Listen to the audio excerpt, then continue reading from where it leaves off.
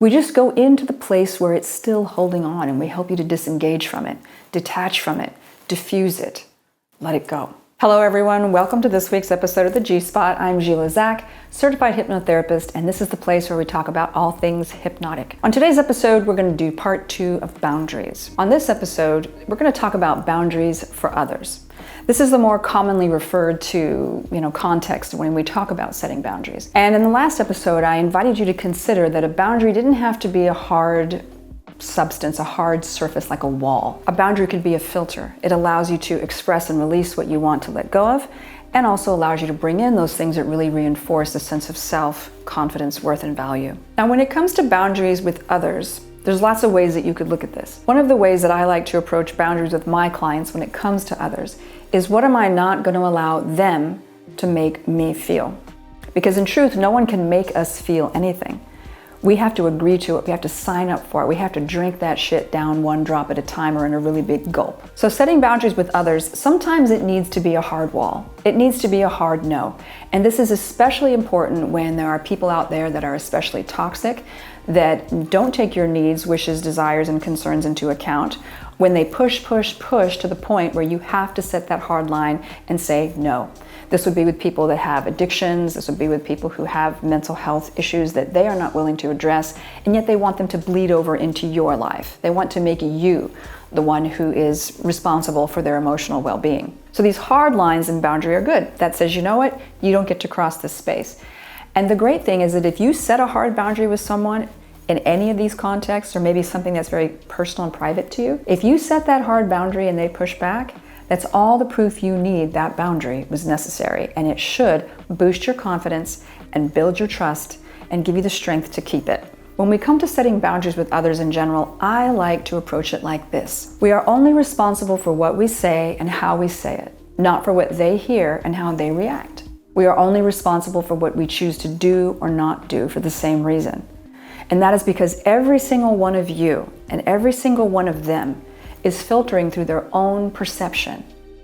And often it's a perception of deception, it's an illusion. They're filtering through their own worries, fears, insecurities, doubts, dogma, religion, political filter, you name it. And it makes no sense for you to use your valuable energy and time and life force vitality to engage with those people if they're trying to make you question the way you think and feel about yourself. Now, here's an important distinction about boundaries. If you're setting a hard one or a more filtering one, we need to ask, are you doing this as a point of disengaging, avoiding, not having to deal with your own emotions and your own trauma or pain? Because if that's the case, then that's where you need to go into the subconscious. And you need to ask ourselves, why is it that I am in this avoidance state? If we're setting a hard no or a soft no with somebody just because we don't want the confrontation and we just don't want to engage, we must look at this. Because it could be that you are the problem there. Now, that's not always true, but it is important that we look at it through this lens, isn't it? Where hypnosis comes into play here is we can go into the pain points, the wound sites, and you don't have to relive it. You don't have to go through it. No ethical hypnotist is going to make you relive something traumatic. We just go into the place where it's still holding on, and we help you to disengage from it, detach from it, diffuse it, let it go.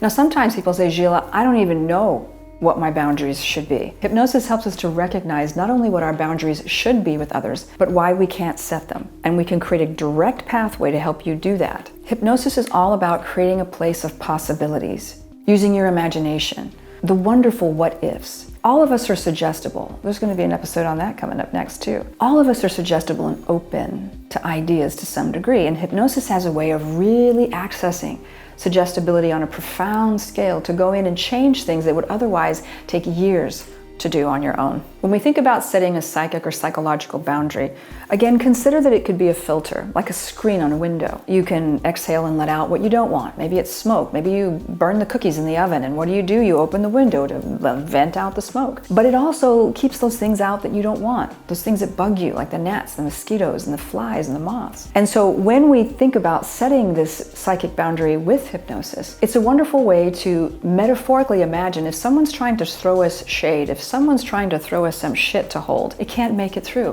What would that look like? Well, it would be something too big to fit through your psychic filter. The extra difference, the juicy bits about hypnosis, is that it's not just imagining it. It's not just sitting there and wondering and daydreaming what it would be like. We get to create a space where we vivify it. We activate and acclimate your senses to what it would feel like to set those boundaries. And I am here to tell you that my clients love this. They will come back to me and say, you know what, it was far easier than I could have ever imagined because I got to live it, practice it, see it and feel it before I had to do it. Now look for a future episode because I am going to be putting out an extended hypnosis audio where you get to dive deep into what it is to create your own psychological boundary. And that'll be coming out following this episode. So join me next week for that juicy bit of information and hypnotic sensation. So if you found this information helpful in any way, if I've piqued your interest into a new way to think about boundaries, then please like, subscribe, share.